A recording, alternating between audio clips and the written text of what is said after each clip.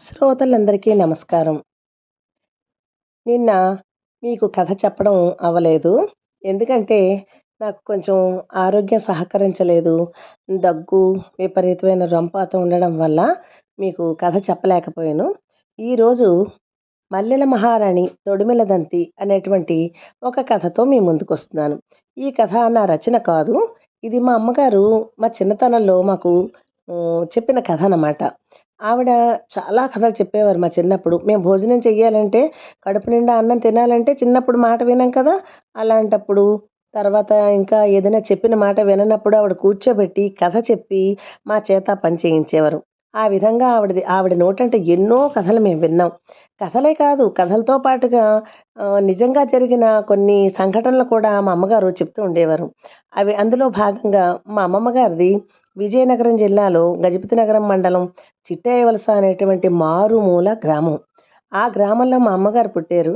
ఆవిడ ఆ గ్రామం గురించి మాకు ఎన్నో విశేషాలు చెప్తూ ఉండేవారనమాట. ఆసక్తిగా వినేవాళ్ళం. ఎందుకంటే వేసవికాలం వచ్చిందంటే చాలు, అది అడవి లాంటి ఊరనమాట. అప్పుడు అడవిలా ఉండేదిట.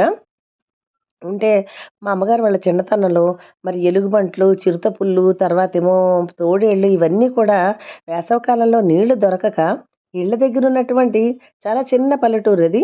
ఇళ్ళ దగ్గర అందరికీ పశువులు ఉండేవనమాట. ఆ పశువులు గోలెల్లో నీళ్లుంటాయి కదా! కుడితి గోలెలు. అవి తాగడానికి ఇళ్ళ వరకు కూడా వచ్చేవటవి.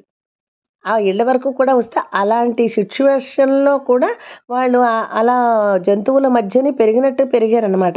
అవన్నీ కూడా మా అమ్మగారు తర్వాత ఏవో చిరుతపులు రావడం, మా తాతగారి వాళ్ళ ఆవు పెయ్యనేమో లాక్కుని వెళ్ళిపోవడం, ఇవన్నీ ఎన్నో సంఘటనలు మా అమ్మగారు చెప్తూ ఉండేవారు. అవన్నీ ఆసక్తిగా వింటూ ఉండేవాళ్ళం. నేను నిన్న ఆలోచించి అలా మామూలుగా ఏవో జ్ఞాపకం వచ్చి ఈ కథ జ్ఞాపకం వచ్చింది నాకు. మీకు చెప్పాలి ఈ కథ అని చెప్పి చెప్తున్నాననమాట. మరి కథలోకొచ్చేద్దామా? సరే మరి. 'మల్లెల మహారాణి తొడిమెలదంతి' కథ పేరు. అనగనగా అంగరాజ్యాన్ని సమరసింహుడు అనేటువంటి రాజు పరిపాలన చేస్తూ ఉండేవాడు. ఆయన సుభిక్షమైన పరిపాలనతో ప్రజలు చాలా చక్కగా ఆనందంతో ఉండేవారు.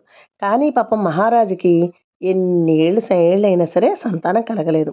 ఆయనకి అదే చింత పట్టుకుంది. అయ్యో! నాకు సంతానం లేరు. మగ పిల్లాడైనా పర్వాలేదు, ఆడపిల్లైనా పర్వాలేదు, కానీ నాకు సంతానం కలగాలి అనేటువంటి బాధతో ఎన్నో గుడులు సేవించి, ఎన్నో దేవాలయాలు తిరిగాడు. మరి నూతులు తవ్వించాడు. తర్వాత చెరువులు త్రవ్వించాడు.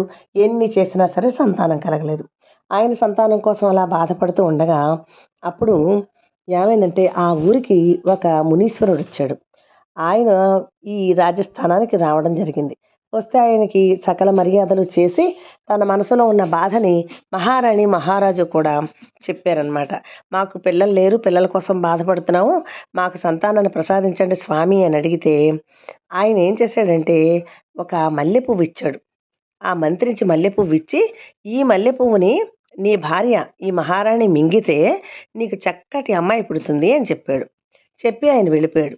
వెళ్ళిపోయిన తర్వాత పాపం మహారాణి చాలా సంతోషంతో మల్లె పువ్వుకి అడుగుని తొడిమి ఉంటుంది కదా! ఆ తొడిమి తీసి ఆవిడ బయట పడేసిందిట.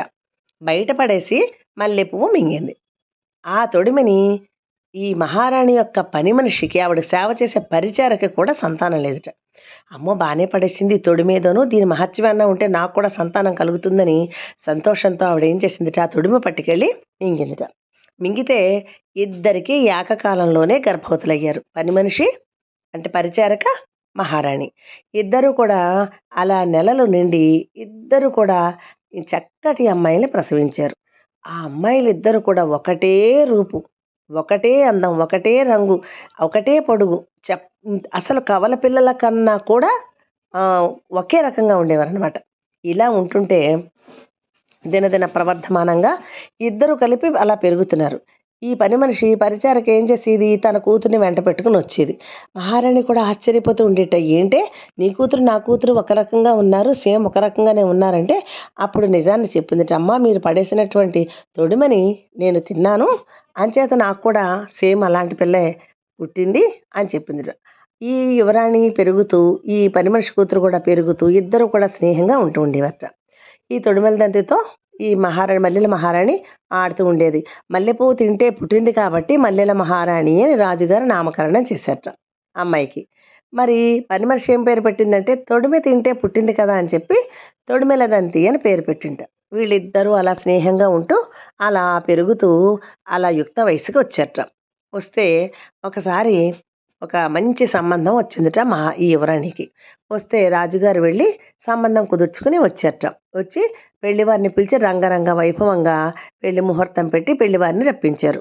అయితే పూర్వం రాజుల్లో ఏంటంటే, ఈ పెళ్లి కొడుకును చూసే ఆచారం ఉండేది కాదు పెళ్లి కూతురికి కొంతమందిలో. అప్పుడు అంచేత ఈ అమ్మాయి చూడడం అవ్వలేదు. దాంతో పెళ్లి కొడుకుని ఎలాగైనా చూడాలని కోరిక పుట్టిందట మన మల్లెల మహారాణికి.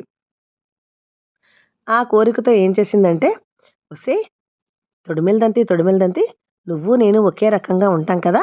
ఎవరెవరన్నది కనిపెట్టలేకుండా ఉన్నాం కనుక, నా బట్టలు నువ్వు వేసుకో, నీ బట్టలు నేను వేసుకుని, నా కాబోయే భర్త ఎలా ఉంటాడో నేను చూసొస్తానే" అని అడిగిందిట.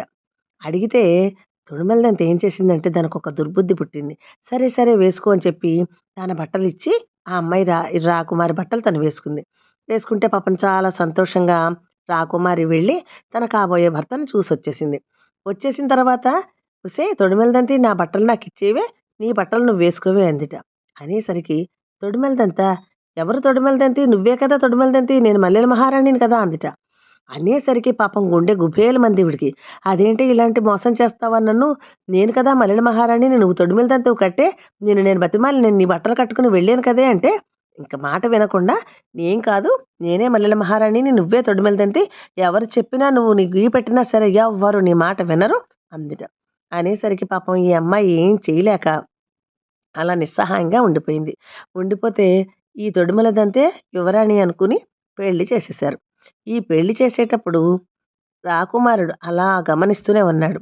ఏంటంటే, ఈ అమ్మాయి ఏదో తేడాగా కనిపిస్తోంది. ఒక యువరాణికి ఉండవలసిన దర్పం అమ్మాయిలో కనిపించట్లేదు. పెళ్లి జరిగిపోయింది. ఈ పూర్వం రాజులు ఏం చేసేవారంటే, అమ్మాయికి పెళ్లి చేసి పంపేటప్పుడు, ఆ అమ్మాయికి అరణంగా ఒక పని మనిషిని కూడా ఇచ్చి తోడిచ్చి పంపేవారనమాట. ఆ అమ్మాయితో అక్కడ ఉండాలి. ఉండి ఆ అమ్మాయి ఈ ఈ మహారాణి పనులన్నీ చేస్తూ ఉండాలనమాట. అలా అరణం పంపించేవారు. ఆ విధంగా ఈ పరిచారక కూతుర్ని, ఈ తొడిమల దంతిని, మల్లెల మహారాణిని తొడిమల దంతికి ఒక పని మనిషిగా పంపారు. పంపితే అతను ఇద్దరిని చూస్తున్నాడు రాజు. చూస్తుంటే ఇద్దరిలోనూ ఈ పని మనిషిగా వచ్చిన మల్లెల మహారాణిలో రాజదర్పం కనిపిస్తోంది. ఈ అమ్మాయేమో పని మనిషి కాబట్టి ఈ ఇద్దరికి తేడాను బాగా కనిపెట్టాడు. అసలు ఆహార్యంలో, విహారంలో అన్నిటిలో అభిరుచుల్లో అన్నిటిని తేడా కనిపెడుతున్నాడు. ఏదో మోసం జరిగింది అనుకున్నాడు. అనుకుని నేను పొరుగు రాజ్యానికెళుతున్నాను. నీకేం కావాలి మల్లెల మహారాణి అని చెప్పి తన భార్యని అడిగాడు. అడిగితే ఏమందో తెలుసా? ఆ అమ్మాయికి టేస్ట్‌లెలా ఉంటాయి? పని మనిషి టేస్ట్ వేరేగా ఉంటుంది. ఒక మహారాణి టేస్ట్ వేరేగా ఉంటుంది. ఈ అమ్మాయి ఏం చెప్పిందంటే, నాకు ఇన్ని నత్తగొల్లలు తెండి అని అడిగింది. మల్లెల మహారాణి దగ్గరికొచ్చి మరి ఆ అమ్మాయి తొడిమెల తంతి వేషంలో ఉంది కదా! "నీకేం కావాలి తొడిమెల తంతి? నేను పొరుగు రాజ్యం వెళుతున్నాను" అని అడిగాడు. అడిగితే, "బాబు రాజుగారు నాకు మంచి ముత్యాలు, పగడాలు తేండి" అని అడిగింది. దాంతో బాగా అనుమానం వచ్చేసింది రాజుగారికి. ఏంటంటే ఇద్దరు కోరికలు, అభిరుచులు అన్నీ చూస్తుంటే మహారాణి లక్షణాలన్నీ కూడా ఈ పని మనిషిగా వచ్చిన అమ్మాయిలో కనిపిస్తున్నాయి. తనకి పట్టపురాణిగా వచ్చిన అమ్మాయిలో అన్నీ కూడా లేకిబుద్ధులే తప్ప అస్సలు ఒక రాచరికపు బుద్ధులు ఆ అమ్మాయి దగ్గర అసలు ఏమీ లేవనమాట. దాంతో ఇతనికి అనుమానం వచ్చి రాజుకి తన భార్యని నిలదీసి అడిగాడు. "నిజం చెప్పు. నువ్వు ఖచ్చితంగా తొడిమల దంతివి. నువ్వు మాత్రం మల్లెల మహారాణివి కాదు. ఎందుకు మోసం చేసావో చెప్పు" అని అడిగితే, "కాదు కాదు నేను మల్లెల మహారాణినే" అని బుకాయించింది. బుకాయిస్తే అప్పుడు మల్లెల మహారాణిని పిలిచి, తొడిమల దంతి వేషంలో కదా ఉంది. "నువ్వు మల్లెల మహారాణివి కదా! నిజం చెప్పు.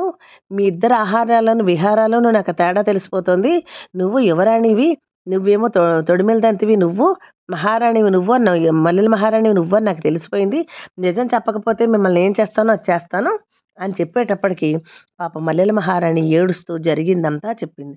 చెప్పేసరికి చాలా ఉగ్రుడయ్యి, రాజుగారు ఇంత మోసం చేస్తావా అని చెప్పి దాన్ని శిక్షించి దాన్ని ఒక 10 సంవత్సరాలు కారాగారంలోను బంధించి ఈ మల్లెల మహారాణిని పెళ్లి చేసుకుని, పట్టపురాణిని చేసుకుని, సుఖంగా, సంతోషంగా రాజ్యమేలుతూ, సుఖ సంతోషాలతో, ఆయురారోగ్యాలతో హాయిగా ఉన్నారట. మరి కథ నచ్చితే లైక్ చేసి, కామెంట్ చేసి, షేర్ చేసి, మరి నా ఛానల్‌ని ముందుకు నడిపించాలని ప్రార్థన. ధన్యవాదములతో మీ విజయలక్ష్మి.